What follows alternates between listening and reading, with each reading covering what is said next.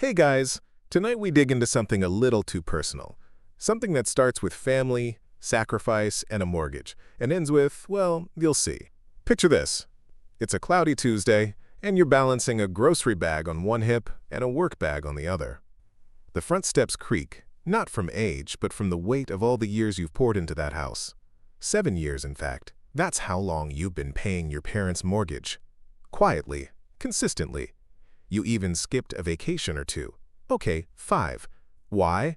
Because you believed in loyalty. Because back when Franklin D. Roosevelt introduced the New Deal, and homeownership became a cornerstone of the American dream, it was meant to symbolize stability. Love. A place where you belonged. But sometimes dreams are more like leases. Revocable. So before you get comfortable, take a moment to like the video and subscribe, but only if you genuinely enjoy what I do here. And hey, I'd love to know where you're watching from. Drop your city and local time in the comments below. Now dim the lights, maybe turn on a fan for that soft background hum, and let's ease into tonight's journey together. You thought you were investing in your family's future. That each payment was a quiet thank you for all the times they packed your school lunches, or sat through those elementary school plays where you forgot your lines. You never thought it would be used against you. Not once did you imagine the house you grew up in, your room still holding a shoebox of yearbooks under the bed, would become a bargaining chip. But history has taught us, like the Romans gifting land to loyal soldiers, ownership isn't always about who pays. Sometimes it's about who plays the longer game.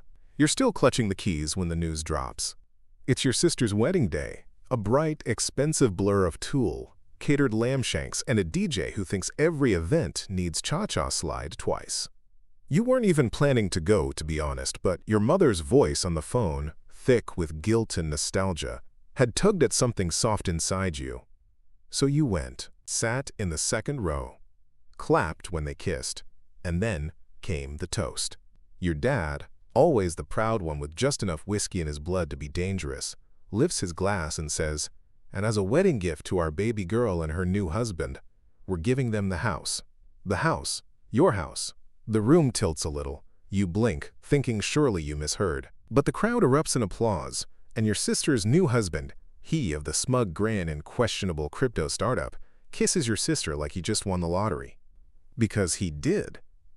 Ancient Chinese families used to hand down land in complex systems called clan trusts, ensuring future generations remain tied to their roots. Historians still argue whether these methods preserved harmony or quietly bred resentment. You're pretty sure which one it's doing to you. And just for fun, did you know the Victorians believed that a home's energy could be altered by its guests' intentions? You wonder what they'd say about the newlyweds moving in, rearranging furniture, repainting walls, erasing your fingerprints like you never mattered. Your parents never even looked your way as they smiled for the cameras. And as the champagne flowed, something inside you calcified. A slow, bitter fossil forming beneath your ribs. It wasn't just a house. It was your proof that love was mutual. You sit in your car in the empty parking lot behind the venue, air thick with after-party laughter and the distant screech of someone failing at karaoke inside. The engine hums beneath you, but you don't drive. You just stare at the steering wheel like it holds an answer, some clue scrawled in its stitching. It hits in quiet waves. 7 years. 7 years of working double shifts, skipping vacations, eating boxed mac and cheese while the house note cleared each month like clockwork. You remember calling the bank yourself, setting up the auto drafts, even coaching your parents through their budget spreadsheet when they forgot how Excel worked. And all along, you thought this was building something together. In 18th century France, it was common for eldest sons to shoulder family debt in exchange for future land inheritance, a noble role in theory. But historians still argue whether it was duty or guilt that kept them tethered. You're not an eldest son in a powdered wig, but you recognize the trap. And here's a fun one. In ancient Rome, it wasn't uncommon for the family paterfamilias to disown children who brought dishonor or displeasure, sometimes even just disagreeing. You're starting to feel very Roman right now. Your phone buzzes with a text from your mom. Don't be dramatic. This was best for the family. No thank you. No mention of the years you made ends meet so they wouldn't lose the house during dad's unemployment. Just a breezy dismissal like your sacrifice was a footnote. You grip the wheel harder. You don't cry. Your tears dried somewhere around the second champagne pop.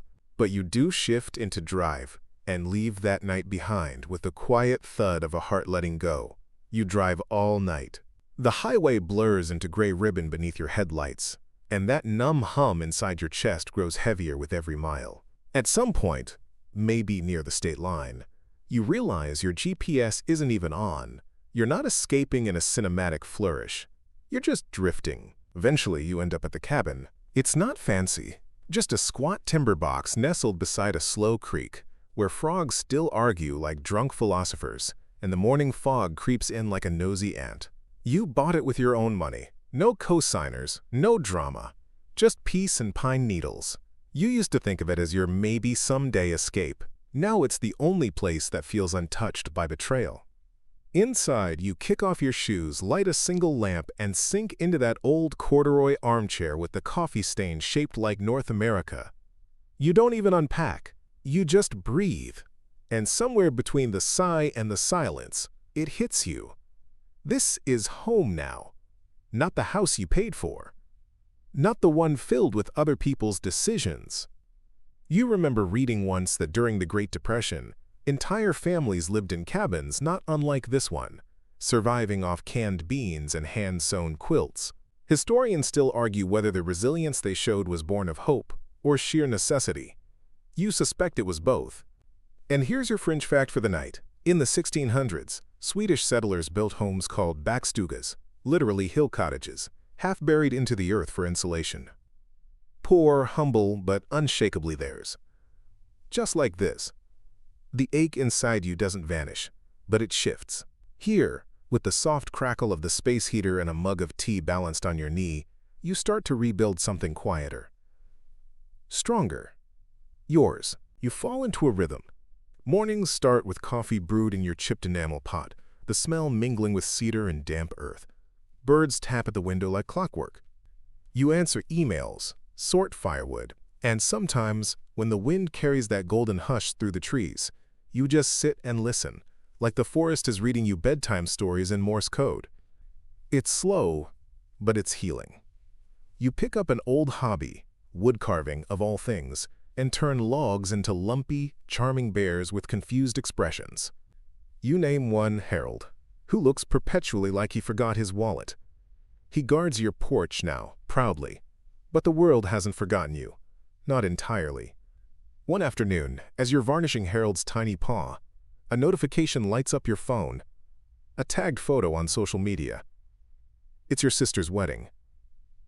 There's the cake, the bouquet, and there, smack in the middle of the album, is your old house, decorated like a Pinterest board. Captioned, "A wedding gift from Mom and Dad, two hearts face holding back tears, couldn't be more grateful." You stare, not at the twinkle lights, not at your sister's grinning face, not even at the greasy arm of her new husband wrapped possessively around her waist. You're staring at the front door, the one you painted red, because you read that red doors used to mean welcome in early American tradition. Historians still debate whether it also meant the mortgage was paid off. You'd like that idea. Now it just feels like a slap.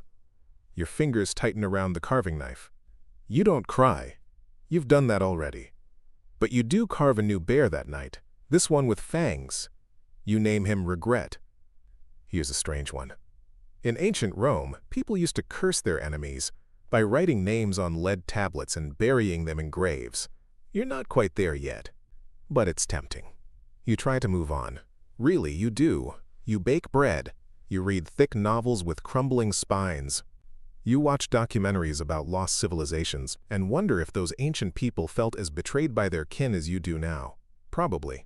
Family drama is older than the pyramids, after all. Historians still argue whether Cleopatra's final days were truly about love or pure political strategy. And let's just say, you're starting to understand how messy bloodlines can get when power or property is involved. But your peace is short-lived. One misty Sunday morning, you hear it. Tires crunching the gravel outside your cabin. You peek through the curtains and nearly choke on your coffee. It's your parents. Not just visiting either. No. There are suitcases. 3. And pillows. Your mom's holding a rice cooker like it's a pet. Your dad's wearing that ridiculous fishing hat he always packs when he plans to stay a while. They look cheerful, like they're finally cashing in on a long-delayed vacation. You open the door slowly. They step forward, already halfway inside. Your mom chirps, "Isn't this cozy?" Your dad grunts a greeting like nothing happened. You don't move. You don't blink. Because this moment right here is when it hits you.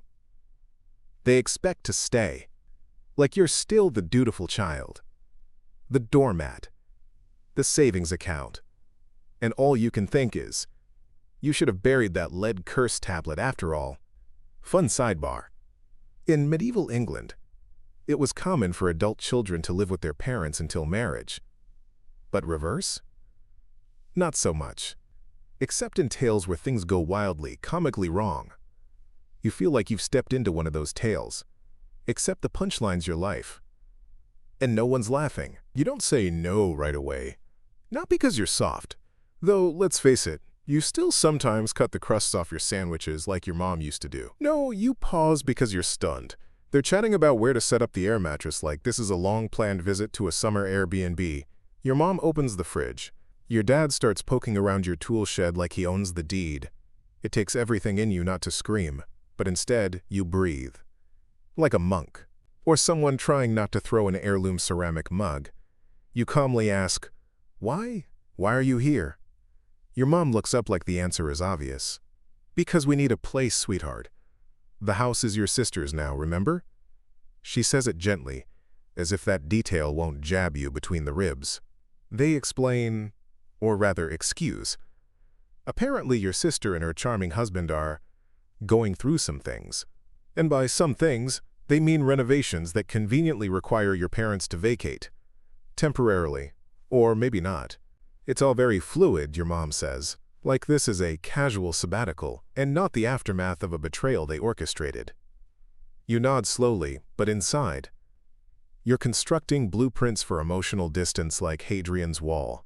Historians still argue whether Hadrian built that stone wall in northern Britain to keep invaders out, or just to flex imperial ego. Either way, you understand the impulse. Still, you let them stay that first night. You make up the couch. You even offer tea, because you're polite, your curse tablet plans notwithstanding. But while they sleep under your roof, you sit on the porch watching the moon. You whisper to yourself, "They took everything once. They're not taking this too." And suddenly, the wind sounds a lot like agreement. The next morning, your father's wearing your favorite flannel like it's his birthright.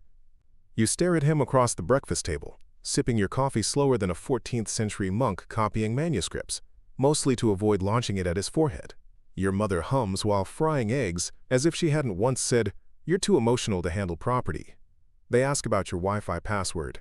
They ask if you have almond milk. They ask if you could move your truck so your dad can park his more comfortably. You blink slowly, like a lizard sunbathing on a rock. Except you're boiling on the inside. You wonder if this is how the first peasants in feudal Japan felt when their lords casually took their land, claiming it was all for the greater good. Historians still argue whether the daimyos truly believed that, or just liked building elaborate tea gardens on stolen farmland. You're not dealing with daimyos, but the power dynamics feel eerily similar. You tell them the cabin is small, that you have routines, that you came out here for peace. Your dad laughs, all paternal charm. "We'll be quiet." Your mom says, "We'll adjust." You want to shout, "I adjusted when I lost my house." But you don't. Instead, you go outside. You walk among the trees. You notice a squirrel doing backflips from one branch to the next and think, even he has clearer boundaries than your family. Later, you call your best friend, someone who remembers how many ramen-fueled nights it took to save that down payment. They say what you already know. You need a plan. But not just a kick-them-out plan, no. You need a masterpiece of polite revenge. You don't want them hurt. You want them enlightened, with a touch of petty. You begin with a list. Not the dramatic, burn bridges and salt the earth kind. More of a strategic checklist with bullet points and just enough flair to make Machiavelli nod approvingly in his tomb. Historians still argue whether he was a sociopath or just really into bullet journaling. Either way, he'd respect what you're cooking up. First, you reclaim your space. Subtly, you start waking up earlier, blasting classical music at 5:45 a.m., citing mental focus. You switch the coffee to decaf without warning. You replace the almond milk with oat. Your mom gags. Your dad mutters, "What is this hippie nonsense?" They don't know it yet, but your cabin is becoming less a haven and more a fortress of inconvenience. You also start labeling things: sticky notes on drawers, my toothbrush, my socks, not for guests, a polite way of saying, back off. You hang an inspirational quote over the bathroom mirror.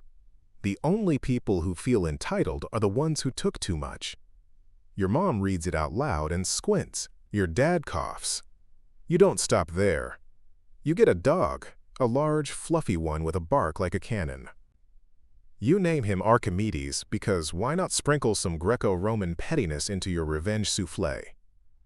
He likes to bark at the door. And squirrels. And your dad? Meanwhile, you offer dinner only twice a week. The rest of the time? Fasting days, you announce. Super healthy. Your dad turns pale. Your mom Googles takeout. You're not cruel. You're just guiding. Because deep down, you still want to believe they can change. That they might see how much they've taken. But until then, let the sticky notes multiply. You settle into your new normal, with Archimedes barking like a tiny, furry alarm system. Days blur into a rhythm of quiet resistance. You learn that passive-aggressive is an art form best practiced with a raised eyebrow and impeccable timing. Your parents start to realize this cabin isn't the free Airbnb they imagined. It's a fortress of polite no's and carefully curated boundaries. Historians still argue whether the concept of personal space truly emerged in the 20th century or is an ancient instinct coded in us since caves. Either way, you're embracing it like a survival skill. The evenings grow peaceful with the soft crackle of the fireplace and the faint scent of pine from outside. Archimedes curls at your feet as you sip chamomile tea and plan your next moves. You find solace in the silence, a sharp contrast to the chaos of your past. Even the little things, a creaky floorboard, the rustle of leaves, feel like tiny victories. You think back to the old family dinners, where laughter masked tensions and smiles barely hid disappointment. Now your life is quieter but real. You're rebuilding, brick by brick, stitch by stitch. But just as you start to breathe easier, the past has other plans. One chilly afternoon, headlights appear on your gravel driveway, unexpected, unwelcome. Your parents, suitcases in hand, have arrived, eyes full of hopeful entitlement, expecting to move in like it's their right. You remember that historians debate about what truly defines home. Is it the walls, the people, or the memories? Tonight, you're about to find out.